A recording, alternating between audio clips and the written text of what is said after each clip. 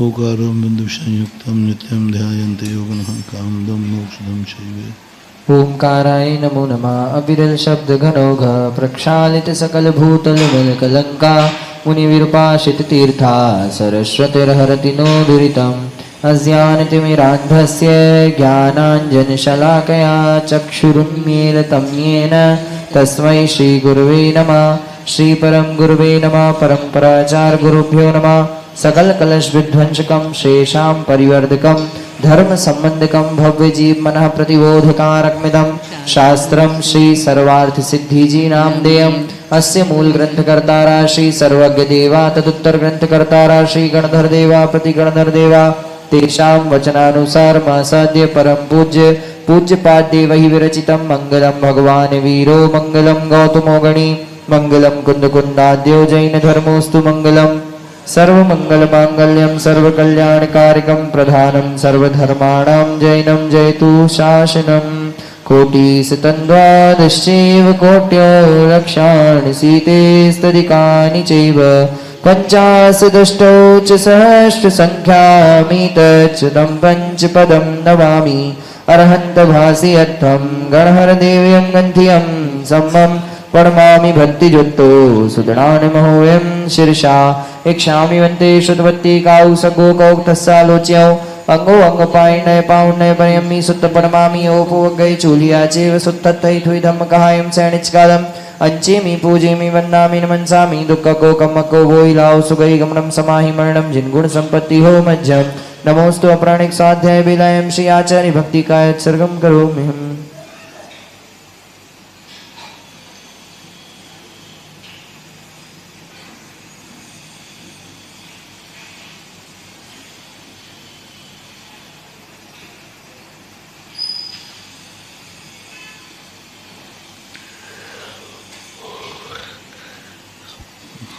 सुतजलधिपारिकेभ्यः शुपरमते भावना पटो मतेभ्यः सुचरितपोनिधिभ्यो नमो गुरुभ्यो गुणगुरुभ्यः।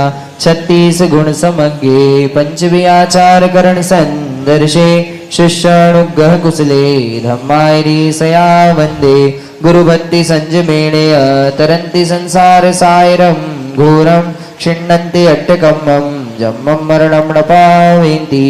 हे नित्यं व्रतमन्तो मनिरता ध्यानाग्निहोत्राकुला सट्कर्मा विरतास्तपो धनधना साधुक्रिया साधिवा शीलप्रावरणा गुणप्रहरणा चन्द्रार्कतेजोधिका मोक्षद्वारिकपाटपाटनवटा प्रीडन्तु मां साधिवा। गुरुआपान गुणो नित्यं ज्ञान दर्शन नायिका चारित्रार्णव गंभीरा मोक्ष मार्गोपदेशका। इक्षामि वंदे यार भक्ति काहु सको कौतस्सालोच्यौ सम्मणान सम्मदंशन सम्मचरितयुक्ताणं पंचविहाचाराणं मायरियाणं मायरादि सुर्णाणो देशियाणं वज्जायाणं तीरेङ्गुणपालरयाणं सौभसाहुणं सैनचकालम् अंचेमि पूजेमि वन्दामि नमन्सामि दुःखको कमको वोइलाओ सुगै गमनं समाहि मरणं जिन्गुण संपत्ति हो मज्जम्। मोक्ष मार्गस्य नेतारं भेत्तारं कर्म भूभृता ज्ञातारं विश्वतत्त्वानां वन्दे तद्गुणलब्धये। वस्तु को कितने रूप में जाने, किससे जाने, ये तो क्या हो गया, किससे जाने वस्तु को निर्देश स्वामित्व नाम स्थापना द्रव्य भाव किससे जाने प्रमाण में से प्रमाण किस में जाने आवाज आओ नाम स्थापना द्रव्य भाव किससे जाने कैसे जाने प्रमाण नय यानी प्रमाण नयों के द्वारा जाने कैसे जाने? नाम से जाने, स्थापना से जाने, द्रव्य से जाने, भाव से जाने, निर्देश से जाने, स्वामित्व से जाने, साधना से जाने, स्थितिकरण से, अधिकरण से जाने। ये कैसे जाने, किससे जाने और ये दोनों भेद करना। प्रमाण नहीं का अर्थ है इन दोनों के द्वारा जानो। पर इन दोनों के द्वारा कैसे जाने, विधि बताओ। नाम स्थापना आदि से जाने। नाम भी प्रमाण नय से, स्थापना भी प्रमाण नय से, द्रव्य भी प्रमाण नय से और भाव भी प्रमाण नय से, दोनों लगाना सब में। निर्देश भी प्रमाण नय से, निर्देश भी प्रमाण नय से, स्वामित्व भी प्रमाण नय से, साधन भी प्रमाण नय से, अधिकरण भी प्रमाण नय। प्रमाण नय सब में चलेगा। अकेला प्रमाण नय क्या चीज है? नाम को प्रमाण से जानो, नाम को प्रमाण से जानो। क्योंकि साधन क्या है? वस्तु को जानने का साधन क्या है? प्रमाण और नय। कैसे जानना है? तो नाम से जानो। तो नाम को प्रमाण नय से के द्वारा जानो। नाम को प्रमाण नय सब में लगाना, जितने भी जो भी तुम लगाओ प्रमाण। नाम को प्रमाण से जानो।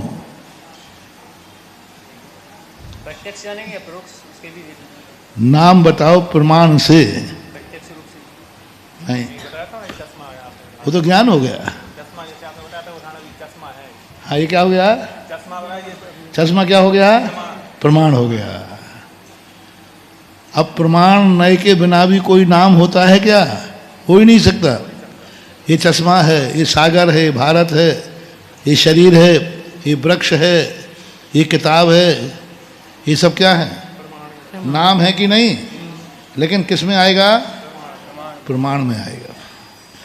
अब इसमें चश्मा में धर्मी भी साथ में है कि नहीं है? और धर्मी क्या है? अवयव, अंश। ये अब चश्मा को नय से जानो। एक एक चीज अलग अलग करके डंडी है, कांच है, ये नए हो गया। नय से जानो। जैसे शरीर है, ये शरीर क्या हुआ? प्रमाण। अब शरीर किसे कहते हैं? नय से जानो। कान, आँख, नाक, कान, सिर, ये सब अवयव हो गए। एक देश ज्ञान को नहीं। हाँ, अब कान को प्रमाण से जानो। कान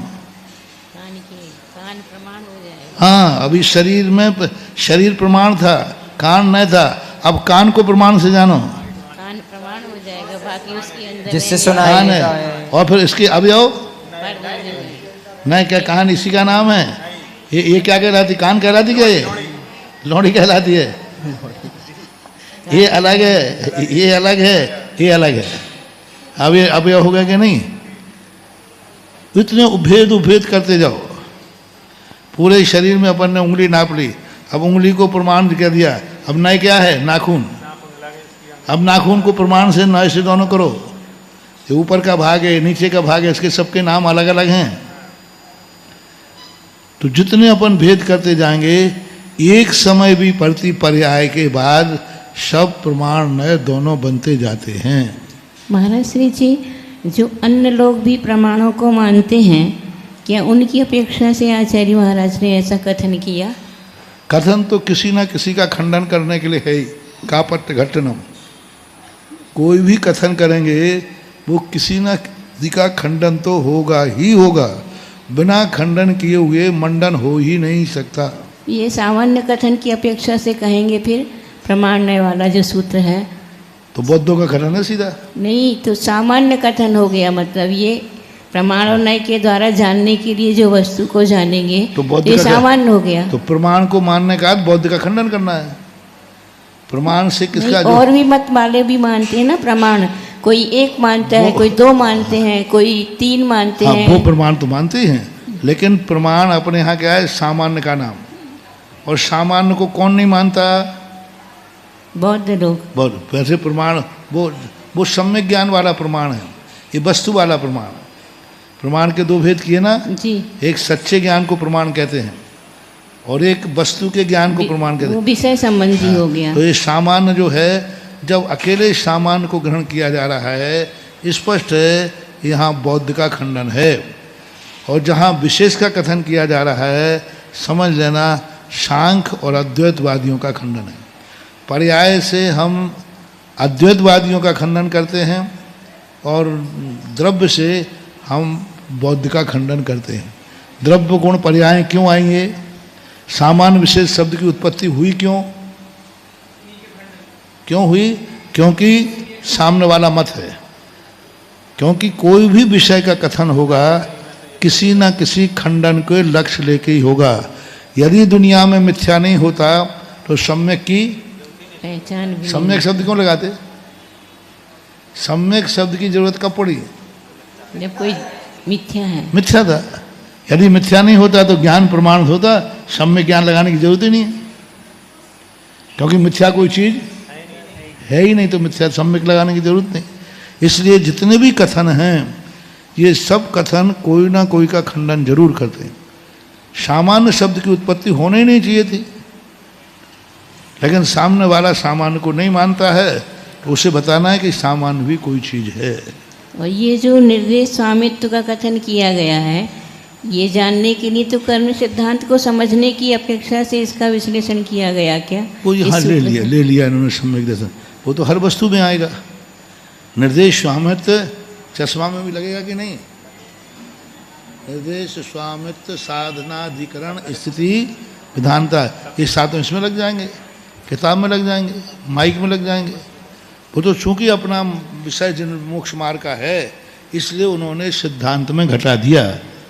एक पंथों का सिद्धांत का ज्ञान भी हो जाएगा और निर्देश स्वामित्व की सिद्धि भी हो जाएगी। अन्यथा चाहते तो किसी में घटा देते हो, कोई भी वस्तु में घटाओ, कहीं भी एक भी वस्तु ऐसी नहीं है जिसमें ये छयों प्रत्यय नहीं लगते हों। वीडियो में लगा दो, माइक में लगा दो, किताब में, पराशना में लगा दो।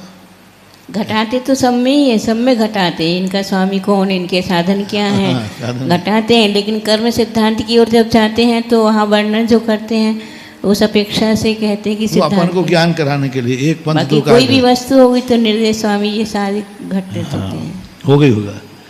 अधिकरणम द्विविधम हो गया था ये। अभ्यंतरम बाह्यम चाह, अभ्यंतरम बाह्यम च, अभ्यंतर स्व स्वामी संबंधार एव आत्मा। एवं अभ्यंतर की अपेक्षा देखें तो प्रत्येक वस्तु का जो स्वयं स्वामी संबंध है वही उसका अधिकरण है। जैसे अभी उदाहरण में क्या चल रहा है? सम्यक दर्शन। उदाहरण में क्या चला था? सम्यक दर्शन के साधन बताए थे ना, किसी को इससे होता है, किसी को इससे होता है। तो वही सम्यक दर्शन का स्वामी कौन है? आत्मा, जीव।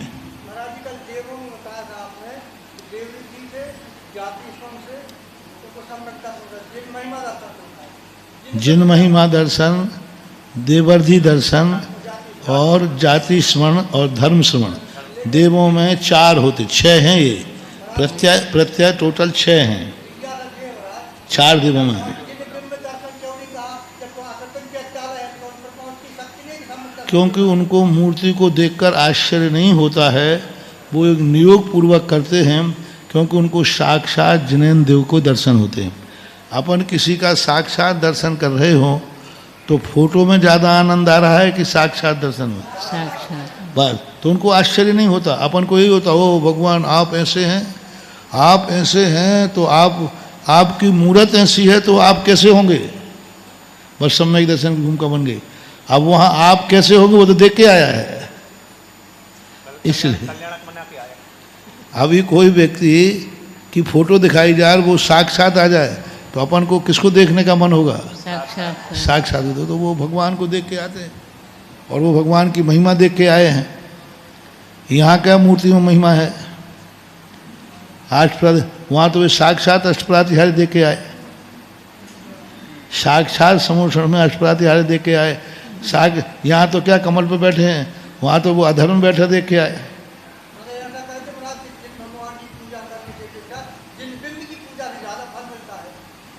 वो अपन लोगों के लिए, जिन बिंब की पूजा को इसलिए कहा गया है, कुछ प्रसंगों में, कुछ प्रसंग ऐसे हैं जिनमें जिन भगवान से ज़्यादा, अब जैसे हमें गंधोदक चाहिए है, तो अब जिनेंद्र भगवान क्या करेंगे, क्या काम के, क्योंकि उनका कभी अपना अभिषेक कर नहीं सकते। तो इस कुछ प्रसंगों में जिन बिंब की महिमा है। और श्रद्धा की अपेक्षा देखा जाए तो जिनेंद्र देव के दर्शन करते समय और जिन बिंब के दर्शन का, इसकी श्रद्धा मजबूत है, क्योंकि वो साक्षात भगवान को भगवान कह रहा है।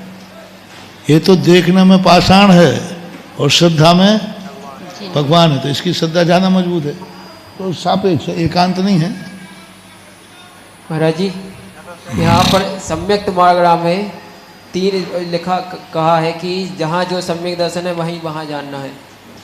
सम्यक मार्गड़ा के अंतर्गत सम्यक दर्शन को घटा रहे हैं, तो लिख रहे हैं कि प्रश्न क्रमांक 18। हाँ, तो सम्यक्त्व अनुवादेन यत्र यत् सम्यक दर्शनम तत्र तदेव ज्ञेयम्। सम्यक अनुमान यत्र यत् सम्यक दर्शनम तत्र तदेव ज्ञेयम्। ज्ञेयम्। हाँ, तो ठीक है। तो कैसे क्षयोपम सम्यक, में क्षयोपम सम्यक लगाना, सम्यक मार्गणा है ना, तो सम्यक मार्गणा किसे कहते हैं? सम्यक मार्गणा में मिथ्यात्व भी आता है, सम्यक मिथ्यात्व भी आता है और सम्यक भी आता है और साधन भी आता है। तो अब किसमें कहाँ क्या लगाएं? मिथ्यात्व में सम्यक मार्गणा है, सम्यक मार्गणा में मिथ्यात्व को लगाओ। तो मिथ्यात्व को कहाँ लगाएंगे? मिथ्यात्व में लगाएंगे। साधन को कहाँ लगाएंगे? सम्यक मिथ्यात्व को कहाँ लगाएंगे? बस। और सम्यक को कहाँ लगाएंगे? सम्यक जिन गुण स्थानों में पाया जाता है उनमें लगाओ।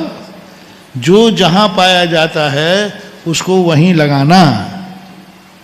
और अपगत वेदी में 2 सम्यक दर्शन कहा है। अपगत वेदी में 2 सम्यक दर्शन, तो छायक और द्वितीय उपसम। तो अपगत वेदी का अर्थ क्या हुआ? अपगत वेदी यानी 9वें गुण स्थान में वेदों का उदय खत्म हो जाता है। स्त्री पुरुष नपुंसक वेद 9वें गुण स्थान तक ही उदय में प्राप्त होते। वेद का अर्थ है कषाय, शरीर के वेद नहीं। शरीर से तो पुरुष है, वो तो 14वें गुण स्थान तक पुरुष ही दिखेगा, उसमें कोई परिवर्तन होने वाला नहीं। ये 3 जो वेद हैं ये कषाय हैं। 25 कषायों में 9 कषायों में 3 वेद हैं। तो कषायों का जो उदय है वेदोक्त वो 9वें गुण स्थान तक होता है, इसलिए उसके बाद अपगत वेदी है। उसके बाद संयम सम्यक कितने पाए जाएंगे? उपशम श्रेणी है तो उपशम और छपक है तो, इसलिए 2 सम्यक दर्शन पाए जाए। हालांकि 8वें गुण स्थान से ही 2 ही सम्यक दर्शन है। क्षयोपम सप्तम तक ही होता है, अष्टम से 2 ही माना जाता है।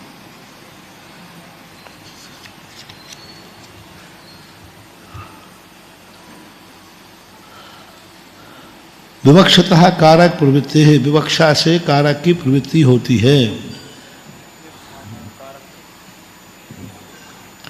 विवक्षा से कारक की प्रवृत्ति का अर्थ क्या है? अब यहाँ संबंध, स्वामी का अर्थ क्या था? स्वामी से संबंध, तो संबंध जब जोड़ना है तो षष्ठी विभक्ति आएगी। और यहाँ प्रसंग क्या चल रहा है? अधिकरण का। तो उन्होंने कहा कि विवक्षा के अनुसार विभक्ति लगा लेना चाहिए।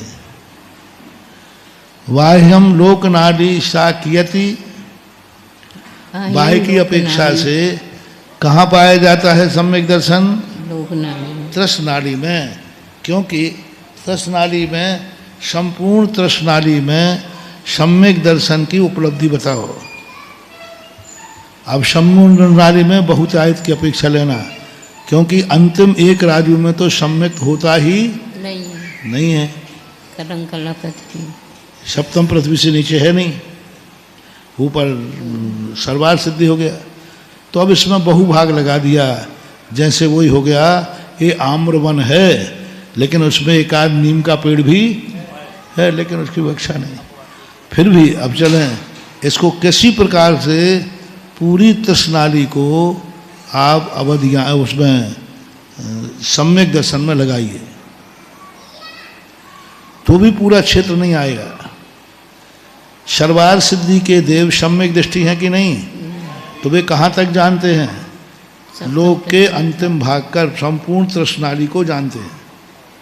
7 मिनट तक नहीं, तृष्णाली के अंतिम भाग को जानते हैं, लेकिन ऊपर अपने ऊपर की विमान ऊपर ध्वजा तक जानते बस। तो ऊपर का हिस्सा वो 12 योजन जो इतना बचा वो छूट गया। अवध ज्ञान की अज्ञान की अपेक्षा से हम तृष्णाली लगा सकते थे कि संपूर्ण तृष्णाली को सम्यक दृष्टि ज्ञान से जानता है। केवल ज्ञानी नहीं, वो तो संपूर्ण को जानते हैं, लेकिन जो अवध ज्ञानी हैं वो जान सकते हैं, लेकिन ऊपर का हिस्सा छूट जाता है, ध्वज से ऊपर नहीं जानते। एक रज्जु विस्कम्भ चतुर्दश रज्जु आयामा, एक रज्जु विस्कम्भ यानी लंबी चौड़ी ऐसे में है और 14 रज्जु आयाम यानी ऊंची है। स्थिति औपशमकस्य जगन उत्कृष्ट चा अंतर मुहूर्त की, उपशम सम्यक दर्शन जो है इसकी जगन और उत्कृष्ट स्थिति नियम से अंतर मुहूर्त ही है। अंतर मुहूर्त से ज़्यादा औपशमिक सम्यक दर्शन होता ही दोनों, द्वितीयोपशम भी और प्रथमोपशम भी, दोनों का काल जघन उत्कृष्ट अंतर मुहूर्ति है। अंतर तो है उसमें, जघन भी होता है उत्कृष्ट भी होता है। जैसे कई कई जीवों के अंतर मुहूर्त में अंतर आता है। क्षणकस्य छायकस्य संसारणो जघन अंतर मुहूर्त की, छायक सम्यक दर्शन संसारी जीव को जघन्य से एक अंतर मुहूर्त वर्ती होता है। एक अंतर मुहूर्त में ही वह छायक सम्यक दर्शन को प्राप्त करके मोक्ष चला जाता है। अब ये छायक सम्यक दर्शन के संबंध में बहुत सारी बातें हैं। अंजन चोर को छायक सम्यक दर्शन कब हुआ? तीर्थंकरों का तुम लोग घटा देते हो कि वो स्वयं के पाद मूल में नरक से आएंगे ना, तीसरे नरक से, तो जब वे मुनि दीक्षा लेंगे तो शुद्ध केवली हो जाएंगे, तो उनके स्वयं के पाद मूल में उनको सम्यक दर्शन। अंजन चोर को छायक सम्यक दर्शन कब हुआ? क्या पहले से था? छायक सम्यक दर्शन के साथ चोरी कर रहा था?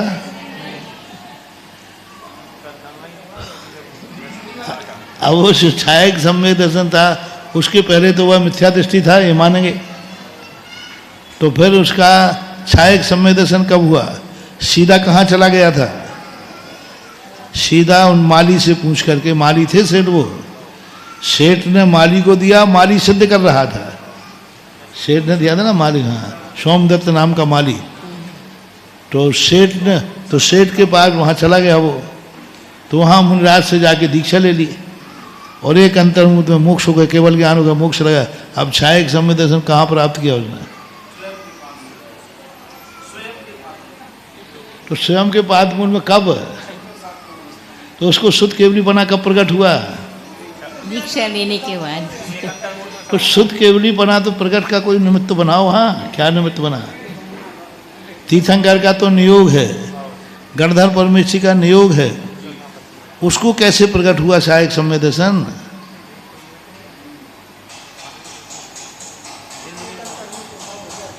अब ऐसे कितने जीव हैं जिन्होंने जंगल में जाके दीक्षा ली, विद्युत चोर, अंजन चोर, और भी जीव हैं जिनका सम्यक दर्शन नहीं था और उन्होंने तुरंत अंतर मुहूर्त में केवल ज्ञान करके मोक्ष प्राप्त कर लिया।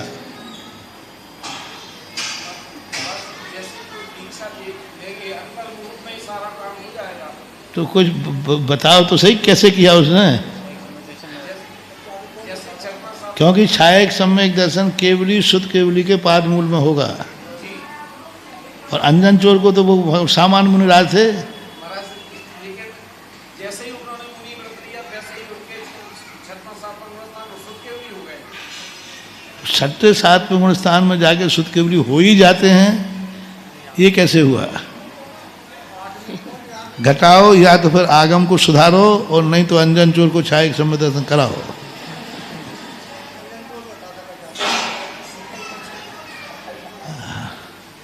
और आगम को सुधारोगे तो तुम्हारी हिम्मत कैसे हुई आगम को सुधारने की?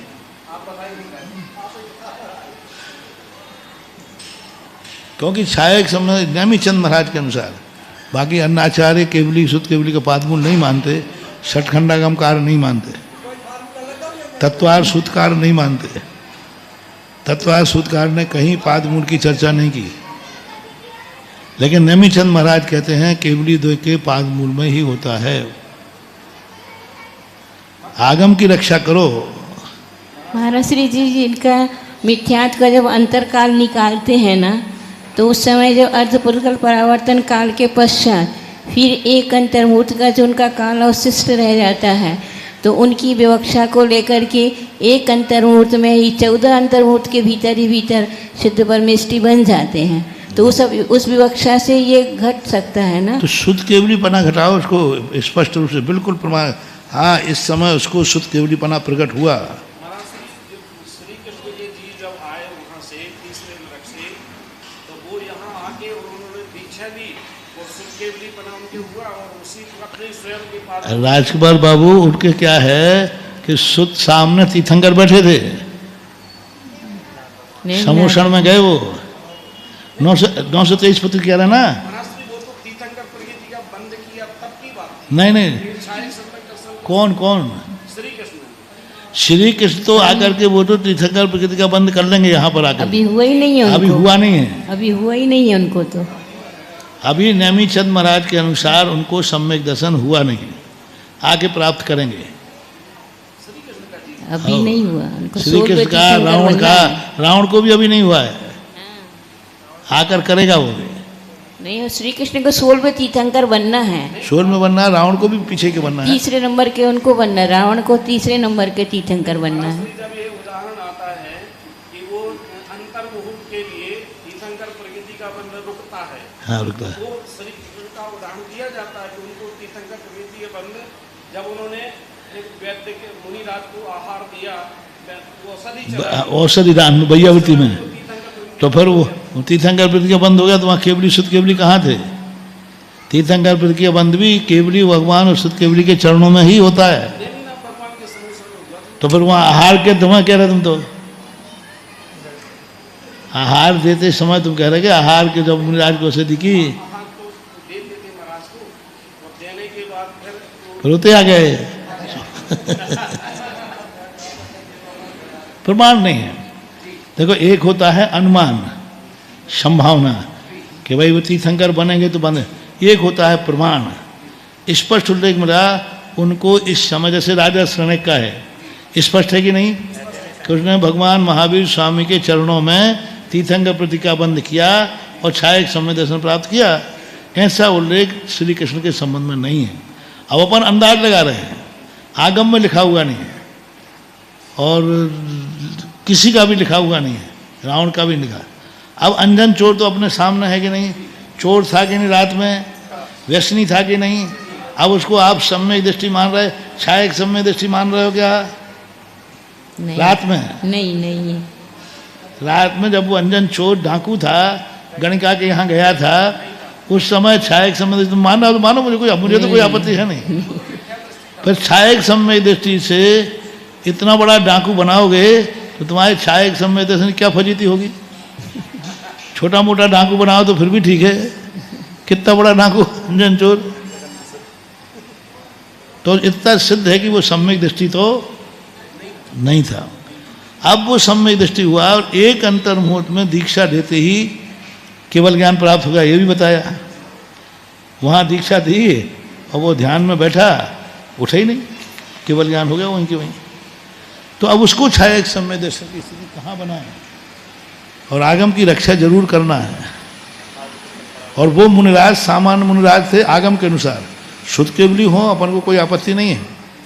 लेकिन वहाँ तो नहीं लिखा, वहाँ तो यही लिखा कि मुनिराज के पास गया कैलाश पर्वत पर दीक्षा लेके। अब माँ बताऊँ, एक रास्ता है आगम की रक्षा कैसे की जाती है। एक तरीका है, पूज्यवर उमा स्वामी महाराज के अनुसार उसकी अंतर्मुहूर्त में एक बार उपशम श्रेणी चढ़ा दो। उपशम श्रेणी चढ़ेगा एक बार, और एक अंतर्मुहूर्त में सब हो सकता है। हाँ, ये आया हमारे यहाँ, एक अंतर्मुहूर्त में व्यक्ति मुनि दीक्षा लेकर हजारों बार छठा सातवां कर ले, 2 बार उपशम श्रेणी चढ़ जाए और अनंतानुबंधी की विषय योजना कर ले, छायक सम्यक दर्शन प्राप्त कर ले और गुण स्थान प्राप्त करके मोक्ष चला जाए, तब भी एक अंतर्मुहूर्त ही। अब उपसम श्रेणी चढ़ा उसको, उपसम श्रेणी जैसे ही चढ़ेगा तो शुक्ले चाद्य पूर्वदा, तो वो उपसम श्रेणी के अष्टम गुण स्थान में स्वयं शुद्ध केवली हो जाएगा। कब होगा? अष्टम गुण स्थान, क्योंकि जो जो अष्टम गुण स्थान में जाएगा शुक्ले चाद्य पूर्वद वाले को ही शुक्ल ध्यान होता है।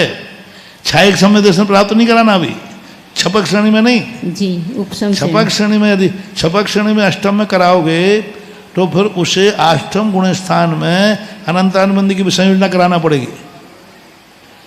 तीन जो प्रकृतियों का क्षय कहाँ कराओगे? फिर वो अष्टम के बाद करना पड़ेगा, वो हो नहीं सकता। अनंतानी की विसंयोजना तो नीचे आके करेगा ना, तो उसको उपसम श्रेणी चढ़ाओ सीधे।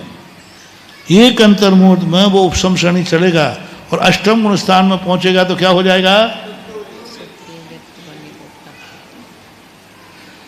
फिर लौट के आएगा तो शुद्ध केवली पना उसका छूटेगा नहीं, क्योंकि ये भाव शुद्ध की अपेक्षा है कि द्रव्य शुद्ध की अपेक्षा? पूर्वद नहीं, द्रव्य की अपेक्षा है। पूर्व किसमें होते हैं? 11 अंग 14 पूर्व, ये द्रव्य के भेद हैं कि भाव के? द्रव्य के भेद हैं।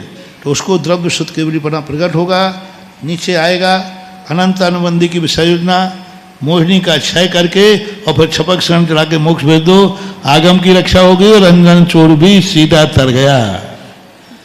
बहुत बरदर हमेशा ये बात खटकती थी, जब जब पढ़ते थे नेमी चंद महाराज ये कह रहे हैं शुद्ध केवली पाद मूल के, तो अंजन चोर कहता है मुझे वीआईपी व्यवस्था थी। अब ऐसी स्थिति, अब इसमें सारे लोग घट जाएंगे, लेकिन उसको एक बार उपसम श्रेणी चढ़ाना जरूरी होगा। उपसम श्रेणी के बिना ये विवक्षा घटती नहीं है। और तीर्थंकर को इसलिए नहीं घटते क्योंकि वो उपसम श्रेणी चढ़ते नहीं तीर्थंकर प्रकृति के बंद वाला, तो उनको तो स्वयं करा दो।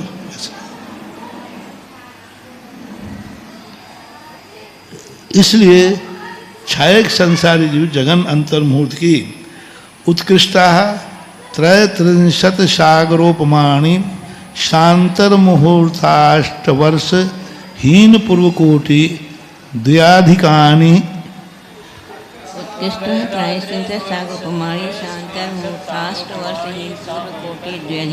उत्कृष्ट से छायक सम्यक दर्शन का काल कितना है? 33 सागरोपाणी, सा अंतर मुहूर्त, अष्टवर्षहीन, पूर्व कोटि द्वय अधिकानी, 2 पूर्व कोटि अधिक 33 सागर। कैसे घटेगा? यहाँ किसी जीव ने 8 वर्ष अंतर मुहूर्त में छायक सम्यक दर्शन प्राप्त किया, इसी से सिद्ध है कि 8 वर्ष अंतर मुहूर्त के पहले कोई छायक सम्यक दर्शन प्राप्त नहीं कर सकता। यदि कम में करता होता तो यहाँ 8 वर्षहीन नहीं करते। 8 वर्षहीन करना बता रहा है कि 8 वर्ष के पहले छायक सम्यक दर्शन नहीं होता है। सम्यक के भी यही मानना। तो छायक सम्यक दर्शन प्राप्त करा दिया और पूरे 1 पूर्व कोटि वर्ष तक वह छायक सम्यक दृष्टि रहा और मरण करके सर्वार सिद्धि गया। सर्वार सिद्धि और सर्वार सिद्धि से लौटा तो छायक सम्यक दर्शन लेके आएगा। अब 8 वर्ष कम नहीं करना और पूरे 1 अरब पूर्व कोटि तक वो जीवित रहा और अंत के अंतर मुहूर्त में केवल ज्ञान प्राप्त करके मोक्ष चला गया। तो 2 पूर्व कोटि 8 वर्ष अंतर मुहूर्त 33 सागर किसकी उत्कृष्ट स्थिति है? छायक सम्यक दर्शन की संसारी जीवों में। इसलिए कहा संसारी लिखा है, मोक्ष की अपेक्षा नहीं। संसारी अवस्था में 1 8 वर्ष अंतर मुहूर्त कम, 2 पूर्व कोटि अधिक, 33 सागर छायक सम्यक दर्शन की उत्कृष्ट स्थिति है। महाराज जी अंतर्मुहूर्त जो दिया है, यानी 8 वर्ष और अंतर्मुहूर्त, तो अंतर्मुहूर्त का क्या? अंतर्मुहूर्त क्योंकि 8 वर्ष के अंतर्मुहूर्त के बाद ही सम्यक दर्शन के योग होता है, उसके पहले नहीं होगा। सीधा अकेला 8 वर्ष कह देती अंतर्मुहूर्त और लगाया। अंतर्मुहूर्त इतने से में अंतर्मुहूर्त हो गया। नहीं तो क्या विवक्षा है अंतर्मुहूर्त और अभी तो नियोग है ये। 8 वर्ष भी क्या विवक्षा है 8 वर्ष तो ठीक है कि 8 वर्ष हुआ, अब एक अंतर्मुख एक तो और दिन, तो एक दिन पहले कर ले, उनका बिगड़ रहा था। एक अंतर्मुख पहले कर लेते तो वो एक नियोगी स्थिति है कि इतने के बाद ही सम्यक दर्शन के योग्य बनेगा, अवधि है। अब देखना तो उपसम सम्यक दर्शन जघन उत्कृष्ट काल कितना है उपसम का? अंतर्मुख उपसम सम्यक दर्शन का उत्कृष्ट काल कितना है? अंतर्मुख और जगन अंतर्मुख और छाय का 8 वर्ष अंतर मुहूर्त कम 2 पूर्व कोटि अधिक 33 सागर। अब आता है कौन सा? क्षयोपशम। मुक्तस्य शाधि अपर्यावसाना, मुक्त जीवों के शादी है और अपर्यावसान यानी उसका कभी अवसान नहीं होता।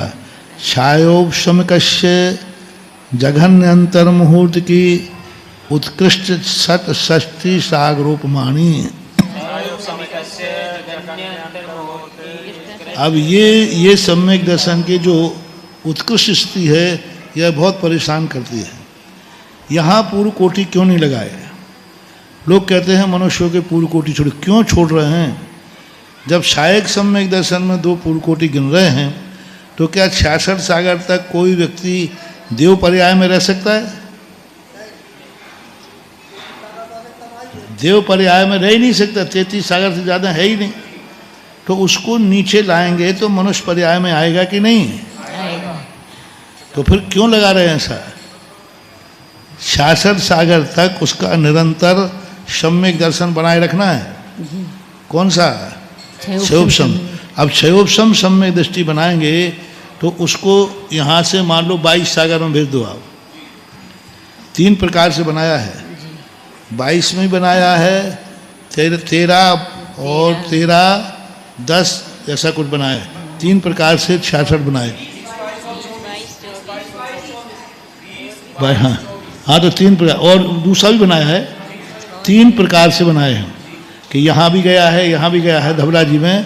तो अब मान लो अपन कैसे ही बना लें 22 22 24 20 22 24 20 में गया, पहले मान लो 22 में गया तो सम्यक दर्शन लेके गया, ओके। अब वो लौट के आएगा तो सम्यक दर्शन है कि नहीं? तो सम्यक दृष्टि जीव क्या अल्पायु में उत्पन्न होगा? नहीं। तो क्या पूर्व कोटि आयु में उत्पन्न हो? थोड़ा बहुत कम बढ़ लगा दो तो यहाँ से मनुष्य कुछ तो भाव होगा उसका, कुछ वर्ष तो जिएगा। फिर सहायक सम्यक दर्शन लेके 20 में चला गया, क्षयोपशम लेके, फिर आया, फिर मनुष्य बना, फिर जाकर 24 में गया। तो मनुष्य कितने बार बना? 22 के बाद 1, फिर 20 में गया 2 और फिर 24 में 3 बार पूर्व कोटि हुई कि नहीं?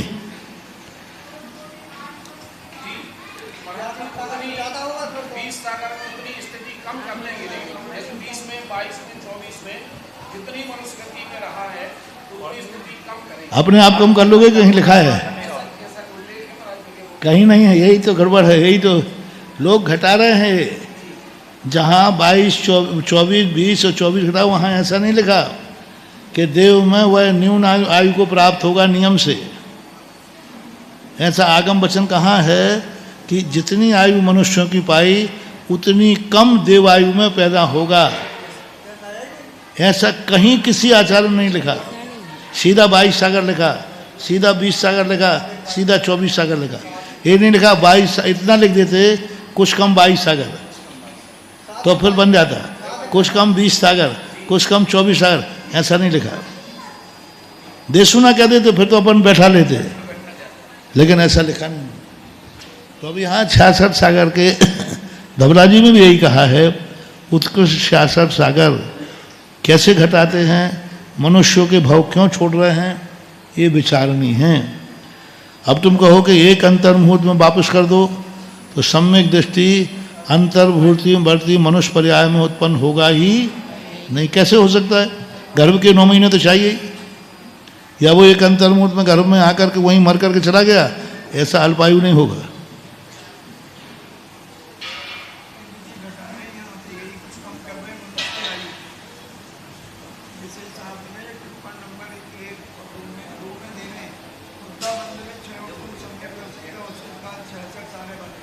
कौन सा है? भुजमान आयु से कम। दो नंबर पे। खुद्दा वंदन। हाँ ठीक है, पढ़ो। खुद्दा वंदन।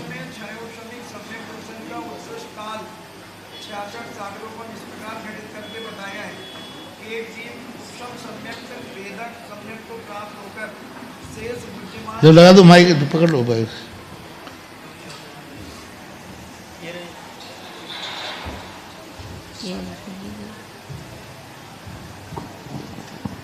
खुद्दाबंद में क्षयोपशम सम्यक दर्शन का उत्कृष्ट काल 66 सागरोपम इस प्रकार घटित करके बताया है।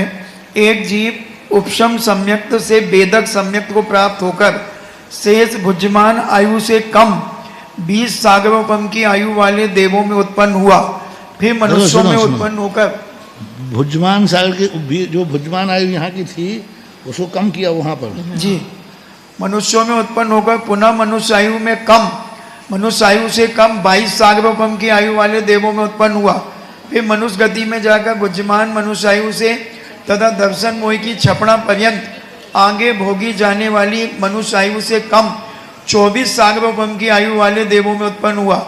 वहाँ से फिर मनुष्य गति में आकर वहाँ वेदक सम्यक्त के काल में अंतर्मूत में जाने पर दर्शन मोह की छपड़ा का प्रारंभ करके कृतकृत्य वेदक सम्यक दृष्टि हो गया। यह जीव जब कृतकृत्य वेदक के अंतिम समय में स्थित होता है तब क्षयोपशम सम्यक दर्शन का उसके काल 66 सागरोपम होता है। अभी खुद्दाबंद कह रहे हैं, खुद्दाबंद में कहाँ से आए हमने तो दिखा नहीं। कॉमर्स सार में भी ये बात नहीं आई, षटखंडागमकार में भी नहीं आई, खुद्दाबंद में है। खुद्दाबंद में क्षयोपशम सम्यक दर्शन काल को इस प्रकार घटाया। खुद्दाबंद में तो ऐसा नहीं कहना। हिंदी कार ने अपना अनुमान घटाने में कोई बाधा नहीं, क्योंकि 66 सागर निकालना है तो घटाना तो पड़ेगा, लेकिन आगम वचन नहीं है कि इतने कम आयु में वो देव उत्पन्न होता है क्षयोपशम वाला।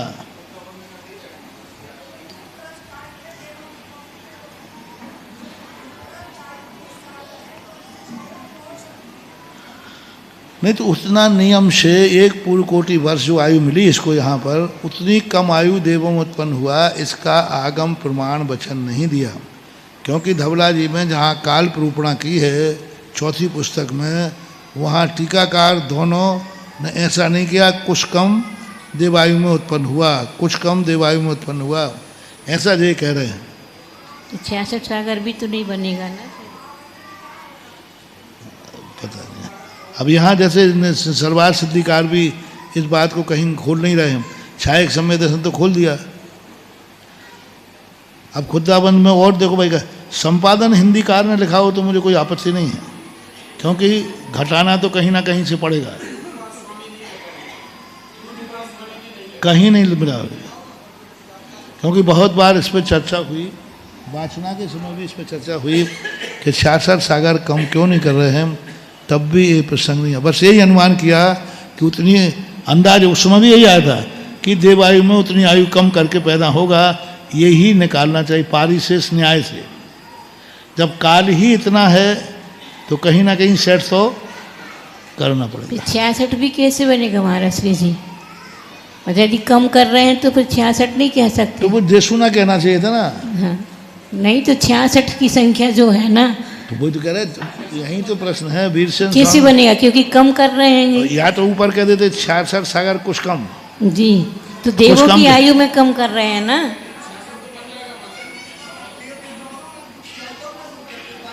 यहाँ की तो दिखे ही नहीं है ना। यहाँ पाली उसने 66 तो बना देंगे, वो 66 तो इसलिए बना देंगे कि वहाँ देवों में एक पूर्व कोटि आयु कम करेंगे, यहाँ की एक आयु मिल जाएगी। यहाँ की तो वो कह ही नहीं रहे ना, भुज्यमान आयु कम, यहाँ की बता नहीं रहे, तो फिर वहाँ की देवों में कम हो जाएगी, तो फिर 66 कैसे बनेगी? तो वो कम कर देना, वहाँ देव आयु को उतनी कम मिलेगी और ये आयु प्लस हो जाएगी भुज्यमान। तो ये आयु फिर यहाँ उनको बताना चाहिए। नहीं ले रहे ना, भुज्यमान आयु को तो कह रहे हैं। तो भुज्यमान कितनी है उनकी, ये भी तो नहीं कह सकते ना, पूर्व कोटि है क्या? हाँ, प्रश्न ये है कि पूर्व क्या क्षयोपशम सम्यक दृष्टि को यहाँ पूर्व कोटि ही आयु मिलती है क्या? उत्कृष्ट क्या क्षयोपशम को पूर्व कोटि ही मिलेगी उत्कृष्ट?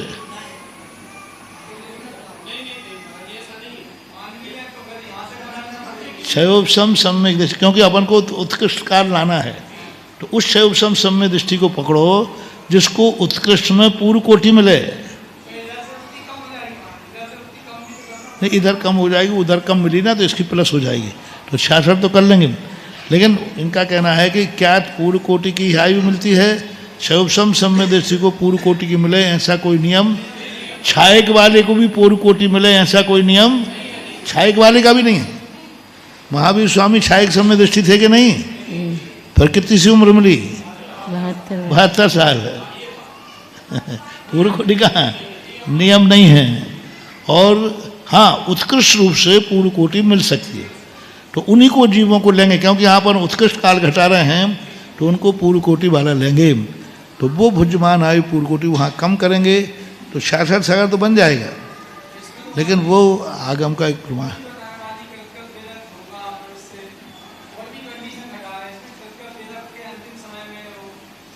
वो मुहूर्त में आ जाएगा। हाँ, वो छायक सम्यक दर्शन का कम कर लेंगे, क्योंकि एक अंतर, क्योंकि क्षयोपशम वाला है 66 के बाद उसको छायक कराना है, तो एक अंतर में अनंतानुबंधी की विषय योजना कराएंगे, छायक समय दर्शन मुनि की क्षय कराएंगे, विश्राम कराएंगे, श्रेणी चढ़ाएंगे। वो तो हजारों अंतर मुहूर्त एक अंतर मुहूर्त में समाहित हो जाए। एक अंतर मुहूर्त में हजारों मुहूर्त बनते हैं, सहस्रों बार एक अंतर मुहूर्त में एक जीव सहस्रों बार 6ठा 7वां गुण स्थान हो गया। और 6ठे 7वें गुण स्थान का काल क्या है? मरण को छोड़ करके अंतर मुहूर्त। तो हजारों अंतर मुहूर्त 6ठे के और हजारों अंतर मुहूर्त 7वें के, और फिर श्रेणी चढ़ गया उसी अंतर मुहूर्त में। तो ऐसा मानो महाराज श्री जी, फिर उपशम सम्यक दर्शन भी जो है ना, एक अंतर मुहूर्त का ही तो है। अब एक अंतर मुहूर्त के बाद तो वो भी छूट जाएगा, छूट करके नीचे भी आ सकता है। हाँ, आ जाए, कोई बात तो एक अंतर मुहूर्त बस का उपशम वाला समय वाला या तो नीचे जाएगा या क्षयोपशम में जाएगा, छायक में नहीं जाएगा। छायक में तो नहीं जाएगा, क्षयोपशम बनाएगा, फिर क्षयोपशम वाला ही। लेकिन कितने बार हो जाएगा? एक जीवन में भी कितने बार हो गया? एक जीवन में प्रथमोपशम सम्यक दर्शन जीव असंख्यात वर्ष वाले असंख्यात बार प्राप्त करते हैं। देव, भोग भूमि और नारकी अपने जीवन काल में असंख्यात बार प्रथमोपशम सम्यक दर्शन प्राप्त कर लेते हैं, क्योंकि एक बार के सम्यक दर्शन का अंतराल काल कितना है? पल्ल के असंख्यात भाग। और उनकी पल्ल प्रमाण को प्रमाण 3 पल्ल की आयु है, एक पल्ल में असंख्यात भाग करने पर होता है। बस मनुष्यों, कर्मभूमि के मनुष्यों को एक बार ही होगा। कर्मभूमि के मनुष्य त्रियंशों को उपशम सम्यक दर्शन जीवन में एक बार ही होगा। श्रेणी 2 बार चढ़ेंगे जी, और 4 बार अधिकतम। पूरे जीवन में नहीं, जीवन में नहीं, अनंत अनंत काल में। हाँ, मतलब पूरे जीवन, जब तक मोक्ष नहीं जाएगा तब तक। मतलब कहना चाहिए अर्धपुद्गल परावर्तन काल में जीव 4 बार उपशम श्रेणी चढ़ता है, एक भाव में 2 बार। हाँ, आदिनाथ भगवान का जीव चढ़ा था ना पिछले भाव में 2 बार उपशम श्रेणी। हाँ, चढ़ सकता है। तो इस प्रकार से टिप्पण के अनुसार 66 सागर घटा दिए जाते हैं। फिर भी अपन को मूल सूत्रों में ऐसा कोई वाक्य या टीकाकारों ने ऐसा कोई वाक्य विशेष रूप से नहीं दिया, फिर भी देखने लगे। पर घटाना तो पड़ेगा, क्योंकि आगम के मूल वाक्य को अपन गलत नहीं कह सकते, उस वाक्य को सही करना ही पड़ेगा, क्योंकि मूल सूत्र कभी भी संशोधन के योग्य नहीं होते। उसके अनुसार अपन को कहीं ना कहीं से घटाना पड़ेगा। विधानम सामान्यात एकम सम्यक दर्शनम। विधान अन्य प्रकार, सामान्य से सम्यक दर्शन एक है। द्वितीयम निसर्गज अधिगम भेदात, 2 प्रकार का है, तो निसर्गज और अधिगम भेद से। तृतीयम औपसमिक क्षयोपशम छायक भेदात एवं संख्या विकल्पा शब्दता। और इस प्रकार संख्यात विकल्प वाला है शब्द से, क्योंकि शब्द कितने हैं? संख्यात हैं, इसलिए असंख्य अनंताश्च भवन्ति श्रद्धात्री धातव्य भेदात, श्रद्धातव्य भेदात। अब असंख्यात भेद कितने हैं? सिद्धात्री की अपेक्षा। सिद्धात्री किसे कहते हैं? सिद्धांत करने वाले। सम्यक दृष्टि को। तो सम्यक दृष्टि पूरे 3 लोक में कितने हैं? असंख्यात ही सम्यक दृष्टि होते हैं। और अनंत की अपेक्षा श्रद्धातव्य, जिसका श्रद्धान किया जाता है। तो ज्ञेय कितने हैं? अनंत। तो ज्ञेय की अपेक्षा अनंत, सम्यक दृष्टियों की अपेक्षा संख्यात, शब्दों की अपेक्षा से संख्यात, क्योंकि शब्द संख्यात ही है। अपन कितने नाम बदलेंगे तो कितने बदलेंगे?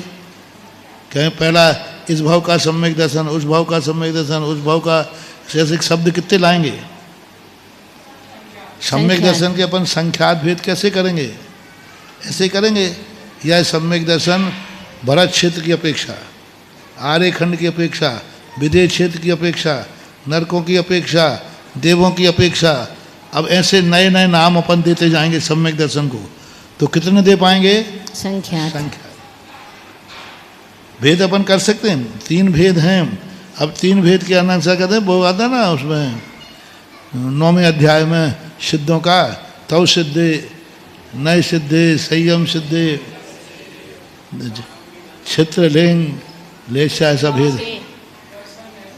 ऐसे 9वां सूत्र सिद्ध हुए। तो ऐसे इनको चारित्र की अपेक्षा, संयम की अपेक्षा, नई की अपेक्षा। वो गाथा है ना, नव तव सिद्धे, नए सिद्धे, संयम सिद्धे, चरित्र सिद्धे, नानम मिदन शरणमीय सिद्धे शिरसाणम। ऐसे यहाँ करना सम्यक दर्शन, क्षयोपम सम्यक दर्शन घटाओ। किसकी अपेक्षा? विदेह क्षेत्र की अपेक्षा। एक बार जीव ने विदेह में प्राप्त किया, दूसरी बार भरत क्षेत्र की अपेक्षा, तीसरी बार क्षेत्र काल गति लिंग आदि की अपेक्षा से लगाएंगे। हाँ, लेकिन नाम बार बार ज़्यादा दे नहीं सकते, क्योंकि शब्द संख्यात हैं। तो संख्यात को इस प्रकार से लगाना चाहिए। असंख्यात तो लग गया, ठीक है। एवमयम निर्देशादि विधि ज्ञान चारित्र्योर जीव जीवादिषु चा आगमानुसारेण योजितव्यः।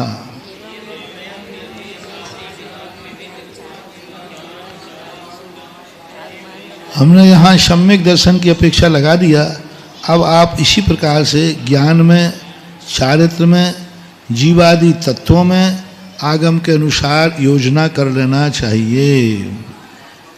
किम एतैरेव जीवादीनाम अधिगमो भवति उतः अन्य अपि अधिगमो उपायो अस्ति इति परिदृष्टो अस्तित्याह। ठीक है, समय हो गया।